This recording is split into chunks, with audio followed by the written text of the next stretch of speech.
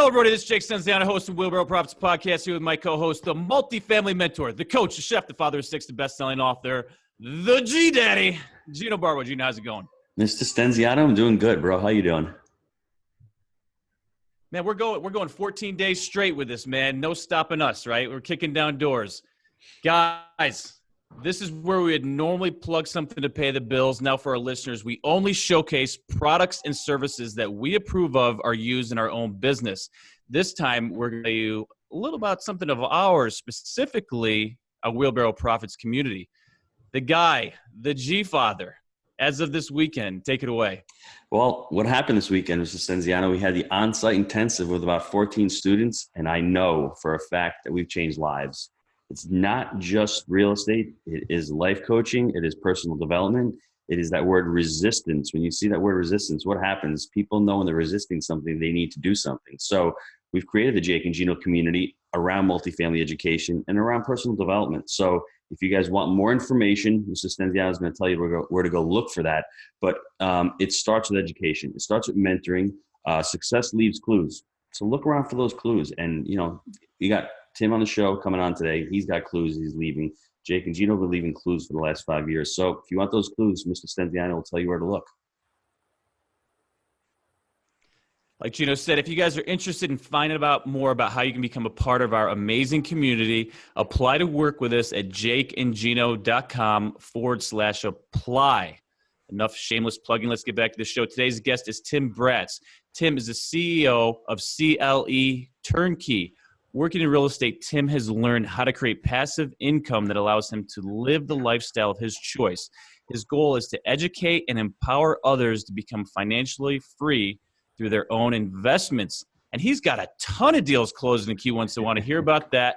And I want to hear about how you got started in this multifamily game. So without further ado, Tim, welcome to the show. Hey, Gino, appreciate you guys having me. I appreciate all the value you guys bring and excited to be here. Really honor. And it's our pleasure. So you got a lot of stuff coming up. You got a lot of stuff you're working on now. How'd you get into the game? Oh, man. I was going through college 03 to 07, and that's when the market was going gangbusters, right? So people said, hey, if you want to make money, get involved in real estate, and that's what I ended up doing. So when I graduated from college, I went out to New York City, worked as a commercial real estate agent in a small boutique firm out in Manhattan, and just did some retail leasing. And I remember leasing up a 400 square foot commercial retail space for $10,000 a month with a 4% annual escalation with a 12-year term.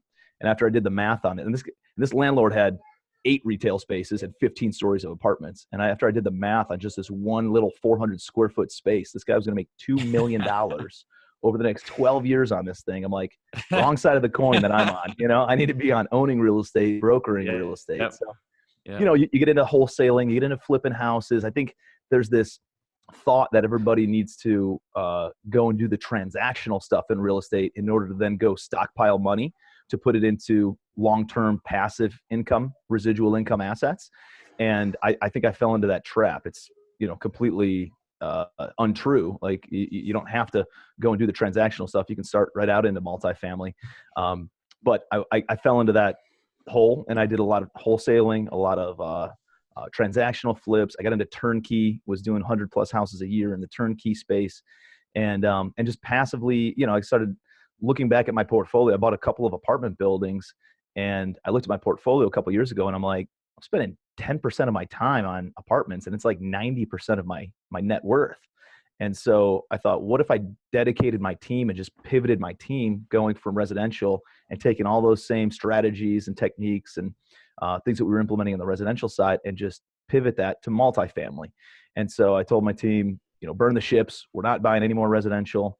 You know, whatever's in the pipeline, we'll close on, and that's it. And then we're just going to only focus on apartment buildings. So over the past like 3 years, I've accumulated about 1,400 units, and I'm going to be doubling my portfolio in the next 6 months or the next 4 months in Q1 of 2019. So what was the first apartment building you bought? I fell into it. It was 2012, and I bought a dumpy little 8-unit apartment building in Cleveland, Ohio, which is where I'm from originally, and 8 units for $30,000. So I was like, I can't lose on this thing. I can screw this up pretty bad and still probably make money, or at least fire sale it. And I think that's like depending, like a lot of people say location, location, location. I think wholesale, wholesale, wholesale. Always buy at a wholesale price. Never pay retail for anything. And at the very least, you can at least rent it out, or you can fire sale it. And so that was my mindset going into that deal. Bought this 8-unit. I put another 50 grand into it. So I'm all in for like 10,000 a unit, and it rented out for about $400 or $500 a unit. It was like a C-class area. And, but my return on investment was like 33%. So I had a 33% cap rate on this thing. And, it was a little bit of a headache. There's some learning curves and stuff on it, but, and I took that 8-unit and then I bought another 8-unit, and then I bought a 14-unit, and then I bought a 23-unit, and then a 30. And then my 30 burned down, and then you just keep on scaling up. You start doubling your portfolio. The way that I did it, I didn't get into big apartment buildings right away. I just started out with some small buildings and kept on doubling. And then about an 80-unit, when I had 150 units, I can go buy a 150-unit portfolio. And it just kept on compounding. What are your tips or techniques for buying stuff at wholesale? Because, everyone is looking at stuff and everyone's looking at LoopNet. They're buying stuff retail. Do you have any tips for buying on wholesale? Yeah, for sure. That's a big question right now, right? Nobody can find deals. So the reason nobody can find deals is because they're all going through brokers. And the reality is, brokers are going to take the path of least resistance. There's kind of like the wild, wild west in commercial real estate. A lot of people in residential real estate, there's red tape and there's rules and procedures and a lot of things to protect the little old lady who owns a single family house, to make sure a big bad real estate investor doesn't take advantage of that lady. So there's a lot of that going on in the residential realm. In the commercial realm, it's a wild, wild west. You're assumed to be a more sophisticated investor. So there's not all the red tape that you have in the residential realm. One of those things being with brokers. And a residential real estate broker would have to list a property within 72 hours on the MLS. A commercial real estate broker doesn't have to do that. They can keep a pocket listing and then call up the top 20 buyers in Florida or in Tennessee or in Ohio and say, hey, I got this pocket listing. They want to earn both sides of the commission. So when you understand that that's how the broker thinks, and you realize that when a property hits the market, it's because probably the top 20 or 30 buyers in town all said no to it, then you realize that's why all those properties that are on the market are not good deals. So what I've learned is I just take a lot of the strategies I used in the single family realm and I deploy those in the multifamily realm. Same way to find deals. So you start asking yourself good questions and you start getting better answers. So like, where do motivated sellers hang out with commercial real estate? Well, probably eviction court. So we actually go to eviction court. We build relationships with real estate attorneys, property management companies, and landlords who are evicting their tenants. Think about what a landlord's going through. They haven't collected rent. Now they got to pay for an attorney to go out and evict the tenant. Tenant's going to be in there for another 2-3 months, not paying any rent, still not collecting any income. Then I got to return the unit. And then I got to pay a leasing commission to a leasing agent. And then finally I'll get paid 6 months down the road. So that's probably the angriest a lot of landlords can be is in that phase. And so we go and hang out with motivated landlords in that regard. A couple of things. We drive Dunkin' for Donuts and bagels and say, guys, let's sit down and talk about this, or how's it down? Hey, whoever goes up in front of the magistrate the most is who I want to go and earmark when I get out in the hallway. So we do a little bit of that. We drive for dollars. Same way we instead of looking for houses with tall grass, we look for apartment buildings with tall grass or boarded up windows. In good areas. We only buy B class type stuff now. I like B class because when the market's good, everybody can afford B class. When the market shifts, all those A class renters kind of move into B class areas. So I feel like that's a very safe realm, especially for kind of where the economy's going right now. And we do direct mail, but instead of sending direct mail postcards to residential, we send actual nice letters. You can get some nice stuff that looks like almost like a wedding invitation that has a really high response rate. Something else that we do is I've looked up the top 10 landlords in town. And instead of sending them direct mail saying, I want to buy your apartment building, I send them a gift basket and, like an edible arrangements or a cookie basket or something like that. And I said, hey, I'm sitting on some money. I notice you own some property in town, just trying to build some relationships. I don't know if I'm looking to either lend it or invest it or buy something, but just wanted to, connect and introduce myself. Look forward to hopefully doing some business with you or making some money together with you at some point. And that gets 100% response rate. I've gotten a phone call back from every single one of those I've ever sent. So now I'm developing relationships with some of the biggest landlords in town. And at some point, like I'm only 33, so I'm going to be in this game for a long time. At some point, they're going to want to sell pieces or parts of their portfolio or the whole thing. And what I want to do is develop those relationships today, so that whenever they are ready to go sell, they're thinking about Tim first. And what you'll notice also in the investment realm is that buyers, our sellers, are private lenders. Like all three of those people who own investment real estate, can be all three of those individuals, just at different timing. So sometimes they're net buyers, sometimes they're net sellers, sometimes they're like, I'm tired of doing all the landlord stuff. I just want to passively invest in another project.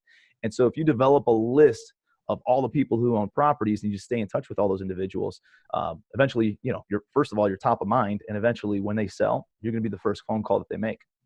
And to top it off, to the broker, when the broker sells you the deal, he's always thinking on the back end, especially if you're a syndicator, 3 to 5 years, you're going to be selling that deal. So he's going to want you to list that deal with him. So that's how brokers think. They're thinking 3 years ahead that, hey, I'm selling you the deal. Remember, if you're going to list your property, yep, I'm here. So, and that's a big carrot for brokers. So I guess it's a different mindset from being an investor and being a broker. So sometimes you have to just step outside your shoes and say, what do these guys want? So I know I've learned that from a lot of syndicators. That's a great way to get deals. Where are you buying your deals right now? Where are you focusing on? So I have a team up in Cleveland, Ohio. So we buy a lot of stuff up in Cleveland.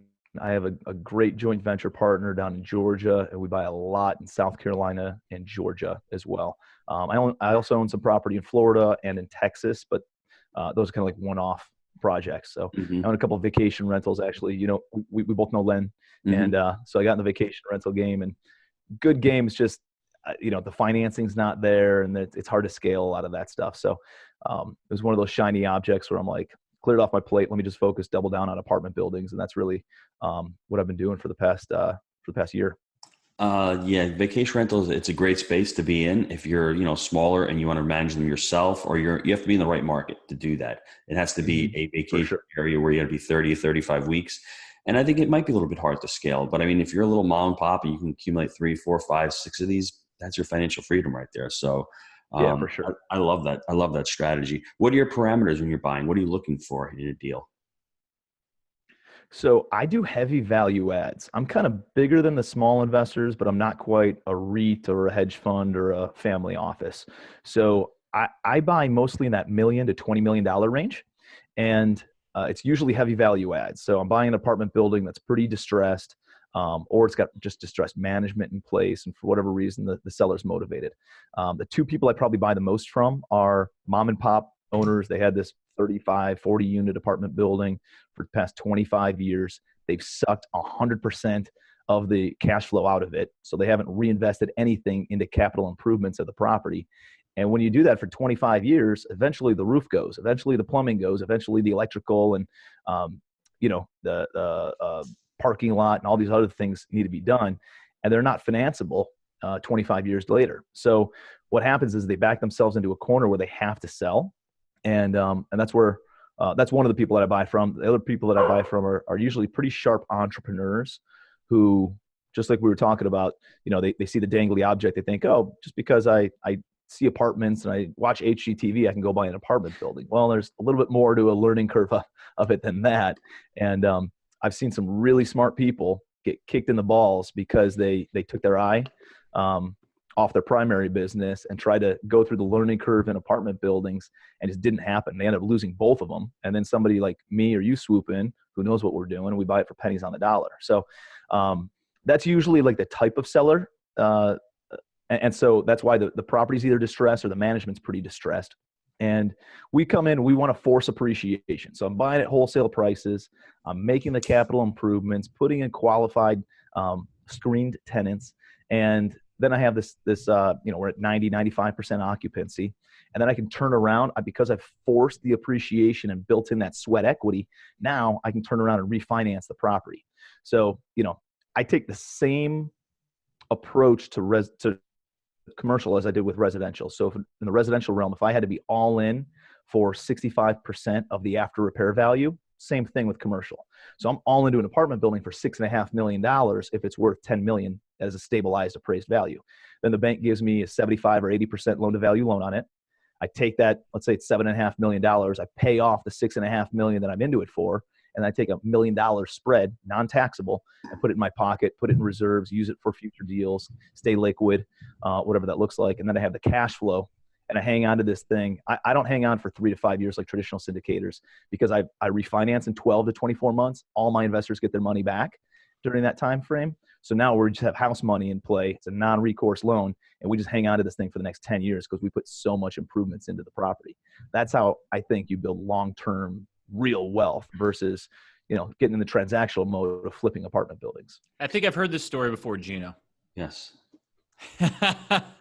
It's our story, my friend. Transactions pay the bills. Equity makes you rich. It's just that simple. And it's really a mind shift. And I always tell people, if you need to make that money for the first or second one of your deals, do it. But then, get off the crack cocaine, as I like to say, because it's really, I don't want to say it's part of the ego, but it feels good to get a check at $100,000. It's good. It feels great to get those acquisition fees. It feels good to get 50% on the back end after 3 years. It shows that you're doing hard work.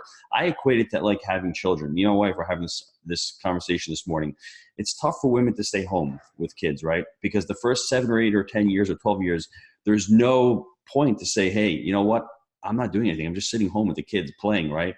But it's like when the kids get older and you see that they're really developed and they can be on their own and you've done a good job with them. But that's long-term. That's not instant gratification. That is long-term. And that's really hard for our minds to do that, right? So it's the same thing with investment and apartment investing. It's a lot easier to buy a house, fix it, flip it 6 months later, and you got 30 grand in your pocket. It's a lot harder to keep that house for 5 or 6 or 10 years, pay down the principal, get some depreciation on there, get some appreciation, get some cash flow. It's really hard to do that. And I just had this conversation with my wife this morning because, I like to tease her all the time. I'm like, hey, sitting home doing nothing. Meanwhile, she's homeschooling the 5 kids over there. So Jake's laughing. And, oh, my goodness. The G-Dad's always planting seeds, man. I just let him and watering them seeds. That's what he does, man. Hey, dude, I'm getting good at it, though, aren't I? I mean, I'm trying to get Jake to, to homeschool because, listen, the traditional school, and I've started this multifamily education for my children, and it's amazing. I gave them homework actually this week. I just started, and the 10-year-old was petrified, and now she's looking up what a mortgage is. She's looking up what interest is. Plant those seeds. It's important to plant those seeds. And I got off the tangent here. I'm sorry about that, but it's important. I love it, man. No, but it's important to have that mindset, and it's all about mindset. This weekend, we learned that people were there to learn about real estate, but no, really there to learn about personal development and to get over their fears. And their fears are, if I don't get a paycheck every 2 or 3 months, I'm not going to make money. If you delay that gratification and you have a sound plan, you can really start making money in this business. What I wanted to ask you was, on your debt, how do you finance your deals? Yeah, so on the acquisition side, I usually get like a bank loan or a debt fund to give me the acquisition construction type loan. It's usually pretty high LTV. They'll give me 80, 85, even 90% sometimes based on what my loan to cost, is what they'll give me based on what my loan to value is. So because I'm buying these things at 50 cents on the dollar, I'm putting another 10, 15 cents per dollar in. I'm at a pretty low cost basis, so I'm able to get some pretty good loan to cost loans. It is recourse on the front end when I acquire the loan.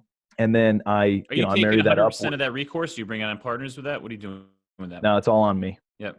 It's all on me.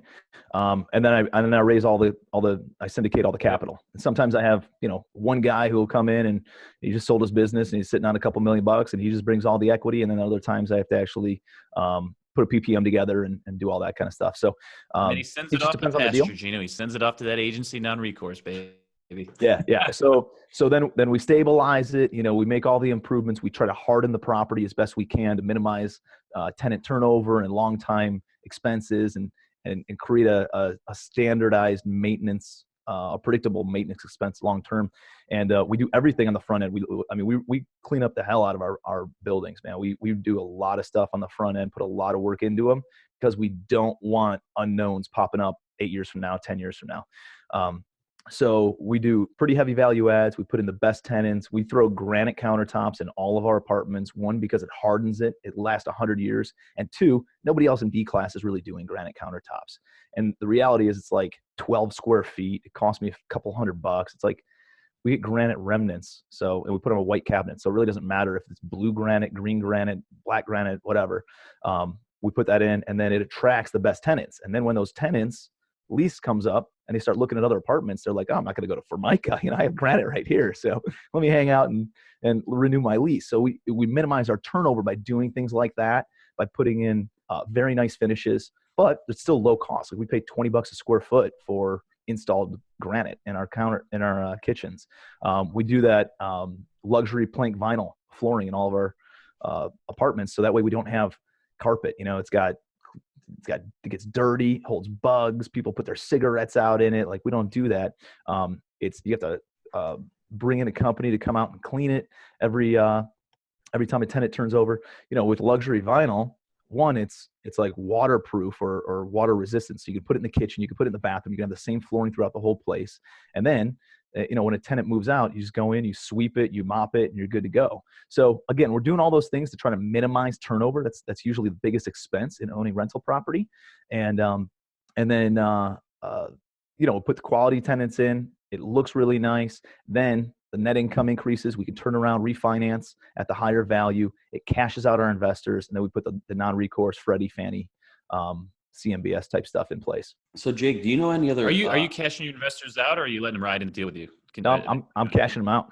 And so they're out of the deal after that. Yeah. So they're out of the deal, but they still maintain some equity in perpetuity. That's what I was asking. Yes. Yeah. So they get all their money back, but they maintain equity in perpetuity. But it's not 80% like most. I give up 10 to 20% equity in my deals. I maintain 80 to 90% equity in all my deals because I can turn over their money that much faster, and I pay them a fixed return regardless of the property's performance. Gotcha. So even though it's like I interest reserve and I keep on making payments 30 days from when they give me their money initially, regardless of how the property's performing, and then they get all their money back in 18 months, let's say, and then they still maintain 10% equity in perpetuity, and that 10% equity on a wholesale deal is worth more than 70% equity paying retail for something that's not worth anything.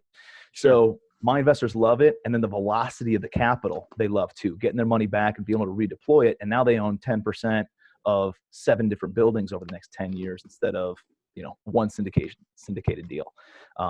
So they really like it. It breeds a lot of loyalty, the way that I structure my deals.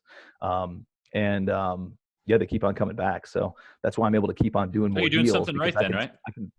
I can recycle capital every 24 months. So how much money do you need in order to just, if you had 20, 30, $50 million, you can keep on recycling that every 24 months and buy up a shitload of property. Before we get to the short answer questions, do you have any tips on raising capital? Yeah. So I've raised about 15 million, almost 20 million this year already. And what I found is a couple things. One is capital is like, you got to think of it from a hunting versus fishing perspective. When you go hunting for something, what does the prey do? Runs away, right? So I see a lot of people hunting and looking for money once they find a deal. I'm always planting those seeds regardless of whether or not I have a deal, because it's more of a fishing technique. I'm putting the lure in the water, letting them come to me.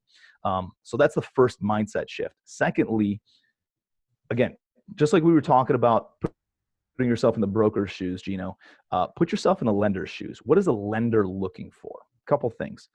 There's 3 things specifically that I think a lender reviews when they're looking at a deal. One is, what's the asset? Like, what am I getting backed by? What's the collateral? It's probably the least important of the 3 things. 2 is the return on investment. Is the reward worth the risk of doing this deal? And then 3, which is by far the most important, is the character of the borrower. Meaning, are you the type of borrower, are you the type of investor who has, they're asking themselves, does this guy have the fortitude to repay me my money? And are you the type of person that if shit hits the fan, you're willing to go work 3rd shift at Burger King if you have to, in order to make sure I get my money back? And that's the character that I've conveyed and I've shown my investors, my private lenders that I have. And so they know that their money's safe with me. I've done a lot of small deals with a lot of my big investors where we did a $40,000 deal, and then we did a $60,000 deal, and then we did a $120,000 deal. And then I got caught in a bind actually about 6 months ago where an investor his deal didn't close, so he then couldn't roll his money into one of my projects. And I had to raise $4 million in 48 hours.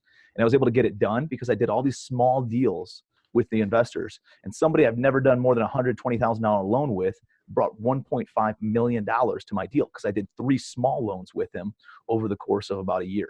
So what I would suggest is do some small deals, pay your investors really, really well, and pay them back in full, early. Make sure that you pay them a little bit of a bonus, thank them, follow up with them on a regular basis, because it's all about timing. Do they have the money liquid right now? They get kind of paranoid of if there's money just sitting in their bank not earning anything, so they're trying to redeploy it immediately. So I'm always having those follow-up conversations, talking with my private lenders about, hey, I have a couple deals in the pipeline, here's what I have coming down the road, when do you have money coming back? 3 months from now, 2 months from now, next week, so I'm planting those seeds, letting them know that we have some stuff going on, staying top of mind. And another thing that I always do is I follow up with my investors on payday. So what's the happiest day of an investor's life? When they get paid, they see the check in the mail or the Here's ACH the check, but I got this opportunity. Just wanted to float over to you. Jake, Drop it in the water. It's paid, Jake. It's payday. Check your bank account. Mm-hmm. By the way, I have a couple deals in the pipeline. You know anybody who might want to get involved in some of these other ones that I have coming up? I don't know if you checked your bank's interest rate right now, but it's not that good. Right.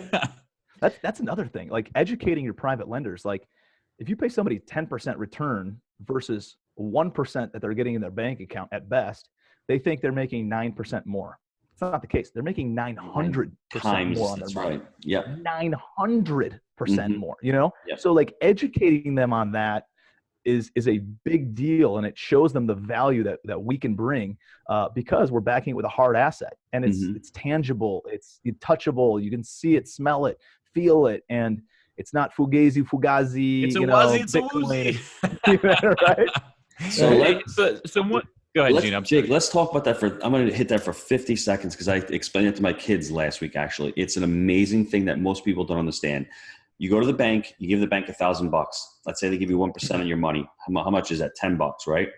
But they go out and take that money, $1,000, and they multiply it by 10 times and lend out $10,000. But let's just leave the $1,000 thing. They lend it to Jake and Gino for 5%. So they're making $50, right? So they pay out 10, which is their liability, and they take in 50. So they're making $40 on their $10. So it's not like he said. So guys, let that sink in for a second, because that is a complete, I don't even know what to say. That's just amazing for banks. Why would banks ever want to hold real estate?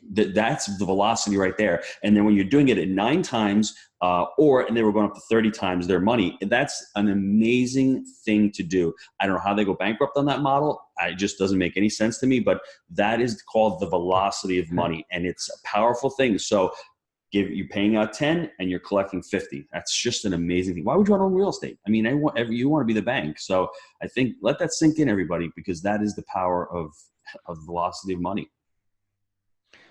I've learned that finance is the industry that commands all other industries.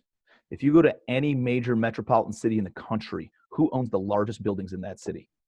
Banks and insurance companies, which are essentially banks also, So that tells me there's something. The money is in the money, like if you can control the money, you control everything. And I think that's one of my long-term plays is to start a hedge fund, put $1 billion hedge fund together, and just be the guy that controls the money, because of the exact principle that you're talking about, is being able to arbitrage the difference on the interest rate that you're paying versus the interest that you're receiving on other people's money. It's powerful stuff. I agree. I love that pivotal moment in your life when you realized that it wasn't about the transactions, it was more about the equity, because I really believe there's so much power to that. And I like your strategy, because the only difference in what you're doing is you're going to community bank and then rolling it out to agency. You're syndicating more on the front end. We're just getting into syndication. We've been doing it with our own money, but we've been going community and then rolling out to agency. So it's a very similar strategy. So I thought that was really cool. Just a very similar type background, similar type assets that you're looking at. So I appreciate that. Yeah, and as Gino and I go forward, we're getting more into the syndication realm now. One interesting thing was we started snobbing a few months ago, and we started going straight to Fannie Freddie on the front end on some of our deals. And it made me realize how much I love starting with the community bank, just getting those deals financed. Because the other thing is, when you start with the community banks, they don't bust your balls. You might have a couple of rent rolls, you might have an income statement from this mom and pop. You get it financed, then you get professional management in place, and you have all the records. So it's easy to get the information over to the agencies and get the deal closed. Getting something from a mom and pop financed through an agency on the front end can be a very challenging and a pain in the ass. So I'd rather have it a year or two through our systems when we can just roll it out very easily and cleanly. Yep. So, and Jake forgets. Jake, you guys are buying. I'm sorry, Jake forgets that we get 15% down in community banks. The requirements are ridiculous. We get usually 1 year of interest only. The prepayment penalty is 1% maybe, and then after a year, 18 months, we roll it out, and then our community banker gets another loan. So he's a little annoyed that we rolled out, but then he's getting another loan on the back end coming to him. So there's very cycling through. There's no reason to get annoyed. Yeah, there's very few people that are doing our strategy. I think a lot of guys just want to hold that asset in 3 years, and why refi and roll a thing? It's just they don't look at doing that. Right, makes no sense to me. Mm-hmm. I mean, we get I love community in this business for passive income, for residual income, and then you just have transactional income if you're flipping apartment buildings. So you make a boatload of money on it, but the reality is you're getting rich, you're not building wealth. Yeah, you're not building wealth, like the long-term wealth.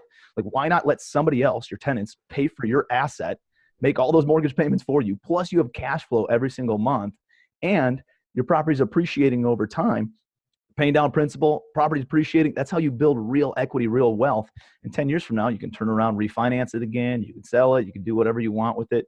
It just gives you so many more options by holding the property. So yeah, I 100% agree. The other thing on the got the long view, folks. He's looking down the road. Exactly. The other thing I've noticed with Fannie Freddie is, when you're doing value add, just like you said, Gino, is they need super clean books.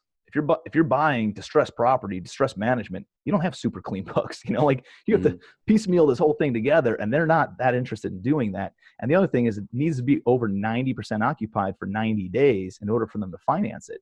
And so if somebody has a property that's occupied at 90+%, a lot of times they're not that motivated because they have cash flow coming in, like they can cover all their expenses, they can cover their debt service, and they have cash flow. So they're not that motivated of a seller. So most of the stuff that I buy is probably 60 to 75% occupied, or it's pretty significantly undervalued on the rents. And we're going in, just cleaning it all up, bumping up the rents, putting long-term tenant in place and long-term fixes in place, and then being able to refinance out into that Fannie Freddie long-term, non-recourse, fixed interest rate, 30-year amortization, 10 to 12-year term. And we usually get a couple of years of interest only in there as well. Sprinkle that in. Yeah, it adds up. What's your best habit for success on the personal development side of things? Masterminds, plugging into masterminds. Everything changed when I started attending mastermind groups. I was a solo entrepreneur 3.5 years ago, doing everything. I was finding the deals. I was raising the money. I was going to the bank. I was actually physically swinging a hammer at some points, even managing all the contractors, Don't you feel stupid now? Because, man, I did some of this shit too. You just feel dumb right now. What was I doing? It's one of those things where you kind of got to do it all to make sure that you don't get burned by other people. So now you understand what they're going through, or you understand how to manage that piece. It's one of those, I don't know if I do anything different because it got me to where I am today, but yeah, totally. I'm like, I would never do that. Like today I wouldn't, because I know how to manage teams. I know how to put people in place and how to put people in the right seats in my organization to make sure that they can focus on their unique ability, and they can double down on their strengths instead of having them do a bunch of stuff that drains them and drives them, and so that's the same thing with me. That's why I just do marketing. I just raise private money, is because that's my unique ability. I'm really good at those things. I have a COO who handles all my operations. I have a chief legal officer who handles all the syndication and back end side of things, of taking care of all the money and all of our investors. And I have a project manager who handles all the renovation, because he knows how to deal with contractors, knows how to deal with suppliers, he knows how to negotiate the best deals. And I wouldn't have been able to do any of that unless I went out to a mastermind 3.5 years ago, and somebody told me, a lot of times your own problem. You're like, fuck, I'm doing everything. I got to get out of my own way. But you need to hear it from somebody that you respect, somebody that you trust, somebody that has been there and done that. And they're like, dude, hire an assistant. That's all you got to do. That's like your first step. And it was terrifying to me because I made like 130 grand, 140 grand in 2014. And they're like, you got to go hire an assistant for $40,000 and you got to join our mastermind for $30,000. I was like, holy, that's $70,000 a year. Like, I can't do that. And he's like, no, dude, look at it this way. Instead of paying an assistant $40,000 a year, you're paying $3,500 a month. If this thing doesn't work out over the course of the next 30 days or 60 days, you really risked $3,500, maybe $7,000 max. And then you can let the person go and go back to spinning your wheels and dealing with all the whirlwind yourself. And so I was like, oh, okay. So that happened in February of 2015. And March 1st, I hired an assistant. And in the next 10 months, throughout the rest of 2015, I made $400,000. So I tripled my income by changing my mindset and getting out of my own way by hiring one assistant and then plugging into a mastermind. The thing that people don't realize about masterminds are like, oh my God, I can't join a mastermind for whatever it is, $30,000 a year. Again, it's $2,500 a month. And I look at it as a board of directors, because as you reach different levels in business, you're going to hit different problems all the time in business, you know? So each different level comes with different hurdles, different struggles, different obstacles that you have to overcome. And by plugging into a mastermind and going to quarterly retreats or hopping on a phone call once a week, whatever that looks like for whatever mastermind you're looking to join, it helps you push through those issues and push through that ceiling across any potential obstacles and future obstacles that come as you reach these different levels in business. So it fast tracks you. And I see it, again, like a board of directors for my business for $2,500 a month. Like I have all these super smart, really intelligent people who have their family life dialed in, their health dialed in, their business dialed in, whatever that looks like. And I can go to them and they can give me insight, and and it's a no judgment zone where you trust everybody who's in the group and you can speak openly, you can speak freely. People want to give, they want to provide a lot of value, and it's super powerful. So, if there's anything that I wish I would have done earlier, I wish I would have joined the mastermind earlier. You're going to have problems from 0 employees to 10 employees. You're going to have problems from 10 employees to 50 employees. Mm-hmm. Not necessarily any harder. They're just different. It's just different levels of, throughout the game. And that's the benefit that your mastermind is giving you. We're going back to talking about swinging the hammer. Gino opened my eyes to what kind of learner. Gino, what kind of learner am I?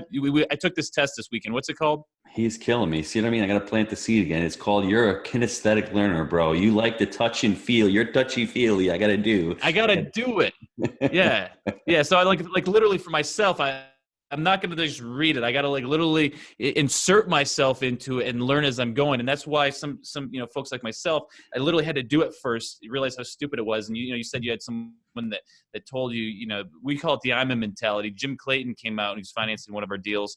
And he was telling me, look, you got to start, scaling up your business and put systems into place. And that was that aha moment that I had. So G-Dad, what you got? So this is really another important golden nugget that we're going to throw out there right now. Jake is 10% visual. That's why he cannot read. I mean, he'll read a paragraph, and then he'll if he sees an email that's more than 3 paragraphs long, he'll start twitching. I mean, he just can't handle it. No, I run away. I literally run away and hide. I love that. I was the same way. I was giving you the benefit of the doubt. Points, I was giving you the benefit of the doubt, bro. He's 65% kinesthetic because he took a test, and it's 15 or whatever the remainder auditory. So we have a blend of all 3 of these. So I would tell everyone on the call right now who's listening, find out what kind of learner you are, and you're going to excel at that. That's why Jake sucked at school, because that's not what school's built. School's built to you sit down, you read, you listen to the teacher, you take notes. Well, he's more of a athlete kind of person where he's got to do stuff, and there's nothing wrong with any 3 of those. But if you can find out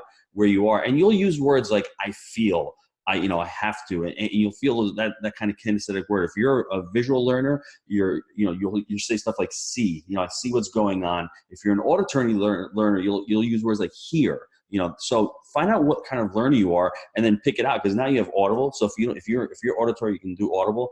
If you're kinesthetic, watch YouTube videos. That's how you do, or get on and train yourself. And if you're visual, you like to read. So I think everyone on the call. Where do you take that test?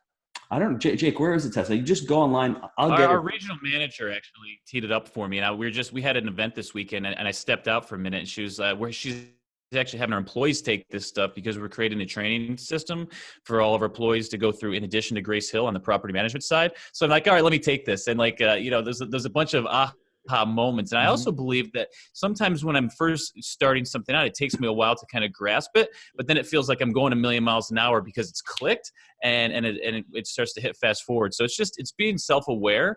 I think self-awareness and mindset, it's just the huge like kind of foundations of personal growth and development. So it was just an eye-opening moment. I'm more self-aware and can understand these things now. And we're going back to the school system. It'd be nice if, kids were tested on this stuff. So as they're going through school, instead of being labeled as like, they probably would have told me to go out and swing a hammer initially if we were going through it, but it didn't. The school system, I felt like didn't serve me well. But if I would have been put in an environment where it was more conducive to my learning type, it probably would have had a different outcome. Jake, it's important. Yeah. The reason why I mentioned it was because Tim was talking about putting people in the right seats. Tim, you can use this for your employees and put people in the right seats. Because if you got somebody who's kinesthetic but is sitting in the office all day, he's going to drive you nuts. He's going to drive your employees nuts. He's not going to be there. And I think the book that I think if everyone thinks about it, Rich Dad, Poor Dad, he kept saying in the book that he sucked at school, but he sucked at school because he was a kinesthetic learner. That's the parable, the story that ran throughout. So people who are really high IQ, high graded schools, they're the ones who are working for him now. So there's not one system is better than the other. Just learn what you are and then try to excel and try to focus on that one. I actually took the IQ test too, and I actually did really well on that. So don't beat me up too much, Dad. Come on now. Because I never said you weren't smart. I just said you learned differently, bro. So what a favorite book or book recommendation? Obviously, Think and Grow Rich and How to Win Friends and Influence People and The Richest Man in Babylon. Those are all staples. I love The Richest Man in Babylon. Yeah, that I review, at least the notes on it. That I take notes on books, and so then I can review the notes and go over those on an annual basis. But those are 3 books that I read every single year. At least the notes on it. You're kinesthetic. But a book that's kind of a You're kinesthetic if you do that. I do that too. You read books, you write down notes, and then you review the notes because you're visual because you're reading it, but then you're actually kinesthetic because you're actually taking those notes. I do the same thing. That's cool. Yep. One of the books is kind of a sleeper book. Jim Rohn is a big mentor of mine. And so he's got a book called 12 Pillars, and it's more about how to design just an amazing life, and not just about business. It's about how to build a great life, how to build a legacy. And that book is really been a foundation for me in everything that I do. And so I read that book at least once a year as well. 5 F's, baby. You know what the 5 F's? No. You got your financial, fitness. Oh yeah. Friends. Yep. So I think Brian Scrone, you guys know Brian? Gino, you might know Brian. He's over in Fort Lauderdale area. He wrote a book called What Matters Most, and it's all about the 5 F's. Yeah. Wow. Faith, family, fitness, finance, and friends. Yeah. It's all in there. Yeah. It's all blended. Yeah. What's the best way for listeners to get a hold of you? I'm pretty active on social media on Facebook specifically. So hit me up on Facebook. I'm always trying to put out content and trying to add value. I do a lot of Facebook Lives about properties that I'm walking and deals that I'm doing. I explain how we found deals and a lot of that stuff on social media. So if you guys want to hit me up on social media on Facebook, that's awesome. And then my investment website is cleturnkey.com. So does that for Cleveland? Yeah, Cleveland. Got it. So cleturnkey.com. The Baker Mayfield right here of multifamily. Yeah, something like that. I appreciate it, guys. Really appreciate you guys having me on. I love all the value that you guys are bringing to all the listeners, and it's been awesome. It's been a great time chatting with you guys. Very good. G-Dad, you got anything else? Dude, another one we could talk for like 3 hours, bro. This is like, this is like another compadre because he's doing the same thing we're doing, and it seems like he's having a lot of fun. The market's crazy. He's going to close another 1,200 units. Everyone's saying there's no deals out there. Maybe there aren't any deals out there, but maybe there are. I mean, just, I guess, focus and right, Jake, we hear it every day. We're closing 130 units on Friday. We're closing on 140 on our own in a month from now. So there are deals out there, but it's the long game. I mean, this deal in December we're closing, it was from April. We've been working on this thing for 8 months, and I give my partner a lot of credit because I was like, dude, you get frustrated. Take the emotions out. Dad's getting fired up. Don't confuse that pink pastel shirt, folks. He's got a temper to him. Dude, I am back in Florida. Turns red. It's 80 degrees down here, bro. It's not 40 down here. It's 80. I went for a walk on the beach this morning and cleared out. I got rid of my emotions, and I said, man, get your emotions out of business because it's just business. It's just a lot of logic. It's just about numbers. And then at the end of the day, get the instant gratification out of there. Try to think long. It's hard to think the long game, but if you can think long game and really clear your focus and get rid of that resistance in your life, and if there is resistance, you know you're doing something right. If you're looking at something going, yeah, you know what, but if you're like, I'm afraid, then you have to attack that fear. That's what you have to focus on. So those are my parting words, Mr. Stenziano. Anything from you? Let's make it happen, guys. Appreciate it. We'll see you. Bye, everybody.